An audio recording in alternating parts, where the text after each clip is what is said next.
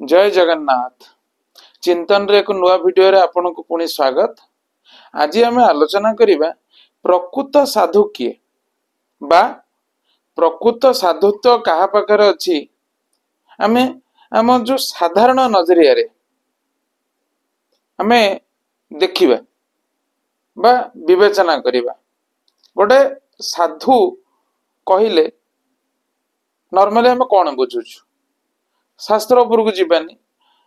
गोटे साधुर मुख्य लक्षण कौन ना जगतर हित चिंता करिबा बा सर्वे भवन्तु सुखिनः सर्वे सन्तु निरामया। समस्त भल रुहंतु, समस्त देह सुस्थ रहू, एही प्रकार चिंता।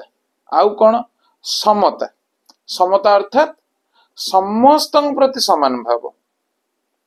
मोर कहिबार उद्देश्य, आज टॉपिक रो उद्देश्य, मु निजे मध्य एमिति बहुत लोक मान सहित मिशिची जो माने बाहरु जना पड़ती साधु भली, किंतु जेतबेले तांकर पाखकू जाइछि बा अति पाखर मिशिची सेतबेले मु से जिनसटा फील करिनी।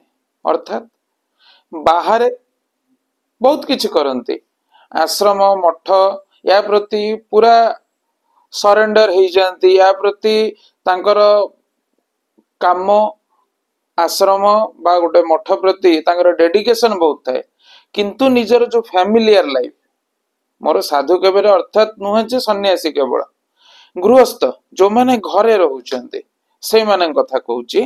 जो माने घरे रहउचंती अथच घरर परिवेश रे तांकर उचित व्यवहार होनी, अर्थात घर रे कहार भल मंद कौन से माने सामिल हो नहांती बा कौन से सहयोग करू नहांती, किंतु बाहरे तांकर साधुताटा शोअप करूचंती।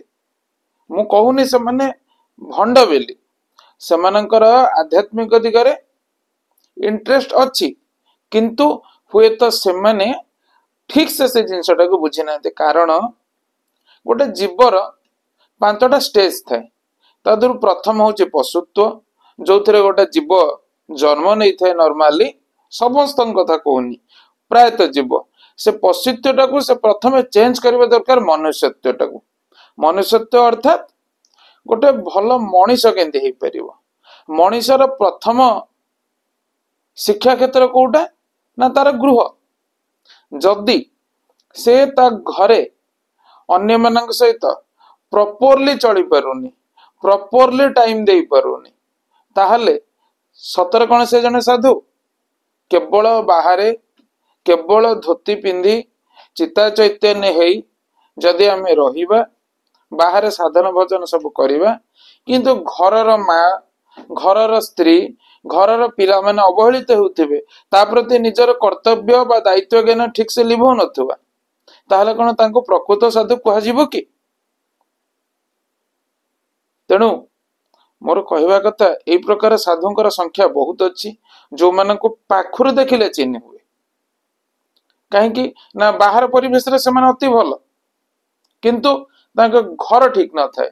मु घरटा को एते इंपोर्टेंस काई दउची ना, शास्त्र कहूची आइदर आदर्श गृही हो और आदर्श सन्यासी हो। जो गोटेटा ठीक से कले सही थिरे ही गोटे जीव मुक्त हो परिबो। ताले आदर्श गृही माने कौन? केवल घरे रहिबा कौन आदर्श गृही? घर प्रति कर्तव्य जदि ठीक से ना हुए, आदर्श गृहीर लक्षण कौन? स्त्री भावुथुबो मो स्वामी भलिया स्वामी नहीं, बापा माँ भावुथे मो पुओ भलिया पुओ नहीं, पिला छुआ भावुथिबे मोर बापा भली कि मोर माँ भली माँ नहीं, किंतु निजे मन भितर थिबो एमाने कहीं मोर नुहंते। ता अर्थ मोर दायित्व बा मोर कर्तव्य कर्म मु एते निखुण भाव रे करूथिबी जे समस्त भावुथिबे ए मो सहित जड़ित हेकि अछंती, किंतु आमे सेथिरे नथिबा। अर्थात आइदर विष्णुंग भलिया हुए, आइदर शिवंग भलिया हबा। अर्थात जेमति शिव गृह त्यागी किंतु संसारटा तांकर, श्मशान बासी होई मध्य संसारटा तांकर, अथवा विष्णु संपूर्ण भोग विलास रही मध्य संसार प्रति वैराग्य भाव जो गोटे भी हो से गोटे को जदि ठीक से लिभेई न पारुचे ताहले आम भितर से मनुष्यत्व डेभलप करनी कारण जीवत्व पशुत्व मनुष्यत्वटा प्रथम मनुष्यत्व देवत्व देवत्व ईश्वरत्व ईश्वरत्व ब्रह्मत्व यही प्रकार 5टा स्टेज देके मनुष्यर गति हुए तेणु जदि से ईश्वरत्व पार्टा जने ठीक से करनी ता पूर्व पार्टा ता पूर्वर हेतिबा दरकार जदि ता पूर्व पार्ट बा मनुष्यत्व ता भीतर आसीनी ताहले से को प्रकार साधन भजन करुच्ची गोटे जगार से तो झुंटी पड़ी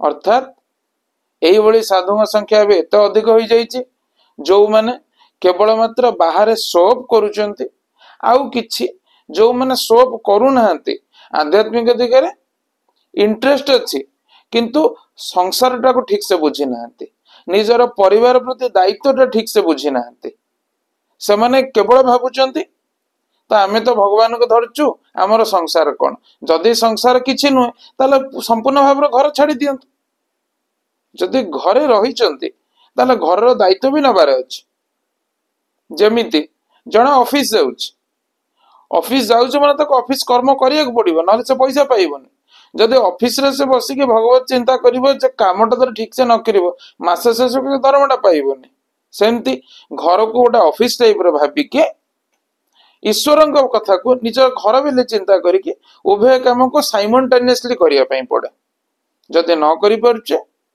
ताहले आमे ना आदर्श गृही होई पारले ना आदर्श भाव में प्रतिष्ठित हो पारे कि जन को आमर एग्जाम्पल बा जने आमको एग्जाम्पल हिसाब रे नहीं परिबो